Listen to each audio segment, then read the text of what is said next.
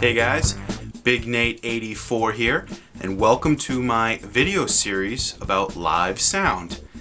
This is the introduction video, so you've come to the right place if you're just starting out, if you're a beginner, an amateur sound guy.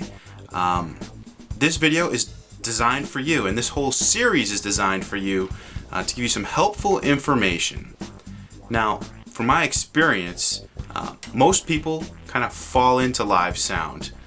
Maybe you're the most tech-savvy person in your house of worship or your organization or theater group or whatever it is, and you muster up the courage to get behind the soundboard, and you do it once, and it kind of goes okay, so people ask you to do it again, you do it again, it kind of goes okay, and then before you know it, you are the live sound guy, right? And maybe you don't have any formal training, and it's just kind of a hobby that you've picked up. Basically, I'm here to help you out. If you've done it for a while, maybe you don't know as much as you'd like to know, or maybe you've never done it before and you're brand new to doing live sound, this video series is designed for you. Some of the topics I'll be covering are mixing, amplification, speakers, microphones, DIs. We're going to get into what a bus is, what a sub mix is, the difference between analog and digital audio, wireless technology, and much more. That's kind of a broad overview, 30,000 foot view of some of the topics that I'll be covering here. And recently I've been getting tons of questions about live sound from different users on YouTube and Google Plus and Facebook. People are just curious about it, and there's a lot of beginners out there that just kind of don't know where to start.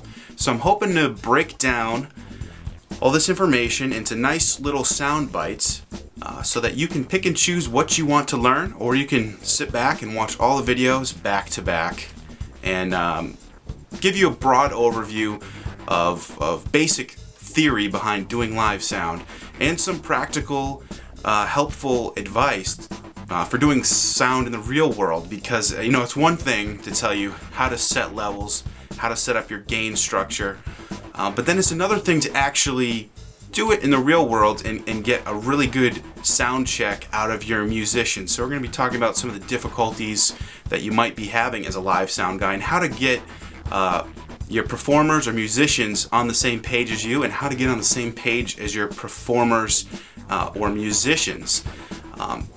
That's going to be invaluable. If you are a live sound guy and you don't play an instrument, I would definitely encourage you to pick up an instrument, start singing, anything. I think it's really important for a live sound person to at least know the basics of what it takes to be a musician and to perform live in front of people.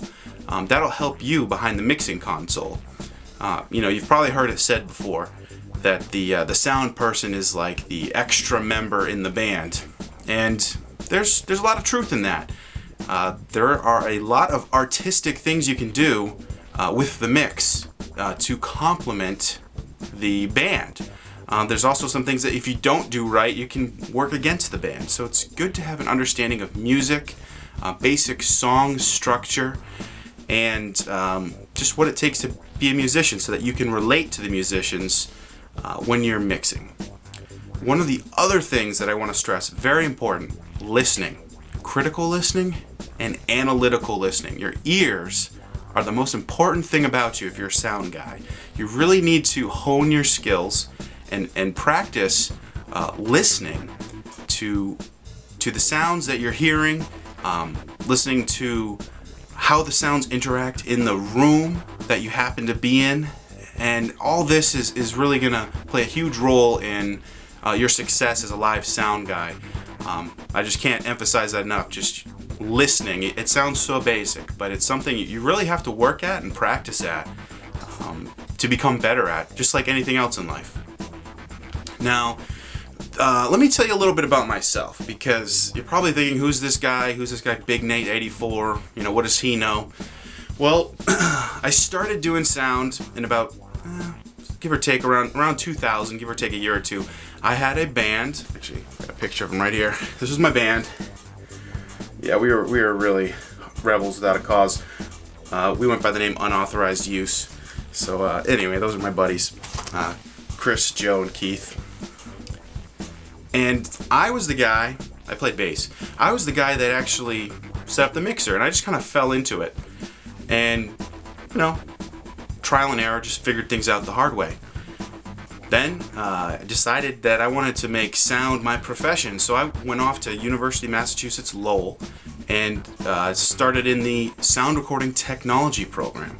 So I have a bachelor's degree in sound recording technology.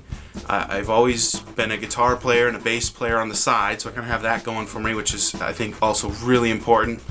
Then after school, I worked as a stagehand in 2005 and 2006, and I worked at some pretty large-scale productions.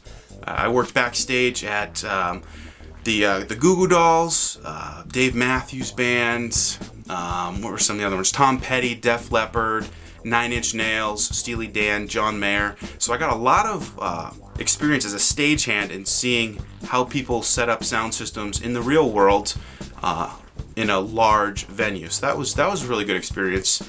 After that, I got a few professional gigs here and there as a front of house engineer.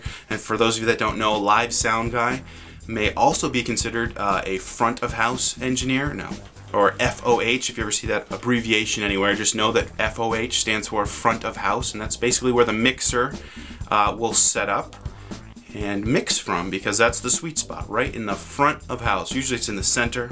Currently I work as a CAD engineer for an AV company, and so I design the systems, commercial systems that we install. And that's kind of been my professional gig for the past few years, but this whole time, since 2000, I've been involved with doing live sound in some capacity as on a voluntary basis at my local church. Here's my old backstage pass. Back when I worked there, it was the Tweeter Center. Before that, it was Great Woods. I believe it's called the Comcast Center now, but it's basically the big amphitheater that's outdoors in Mansfield, Massachusetts. And for those of you that don't know, most people just say it's close enough to Boston, they just call it Boston, but technically it's in Mansfield. So that was my old backstage pass. This got me into a lot of shows backstage, had a lot of fun, learned a lot, and that was cool. So anyway, before I close out this video, I figured I'd share with you some great resources. If you're chomping at the bit, you just want to learn as much as you can about live sound, I have got some great books for you. I will start with The Art of Recording by William Moylan. This is a great resource right here. William Moylan was one of my professors at UMass Lowell. He wrote this book, and it is a great resource. Next, we've got Acoustics and Psychoacoustics by David M. Howard and James Angus. So that's this guy right here, Acoustics and Psychoacoustics. Now, if you're wondering what the difference is, so acoustics is how sound actually is in reality, and psychoacoustics is how humans perceive sound to be. There's a difference. I don't know if you thought about that or not. It might have just blown your mind. Next, we've got The Assistant Engineer's Handbook. Oh yeah, and this one's by Tim Critch. Probably should mention that too. This is a lot of info I'm throwing at you. I don't expect you to go out and buy all these, but maybe you'll see something that catches your eye. This next one is Audio and Media by Stanley Alton. Some good stuff there. Oh, and this is like the Bible for live sound, guys. This is Sound Reinforcement. It's a Yamaha book. It's written by Gary Davis and Ralph Jones. So this stuff is pretty technical, but if you're a live sound guy, I'd say out of all these books, if you could have one, this is probably one you should pick up and be familiar with. And let's see, the last recommendation I got is the Microphone Book by John Ergel. Yep, I actually believe I met John Ergel at the Audio Engineering Society convention, AES 2006, with best wishes, John Ergel. Yeah, he even signed that for me. I don't know if you can see that. I think it's probably too bright. The purpose of this video is, like I said before, is to teach beginners live sound in kind of a more laid-back, comfortable atmosphere. I just want to create this video series basically designed for people that don't know anything. I don't want you to be intimidated by it. There's a lot of technology, a lot of things you can learn, but I'm just hoping that since there's not a lot of videos on this topic out there on YouTube, I'm hoping this can help out a lot of people. And like I said before, I specialize in making how-to videos. That's kind of the hobby of mine. It's kind of a small business also. So, you know, come, bring your questions. I will do my best to answer them.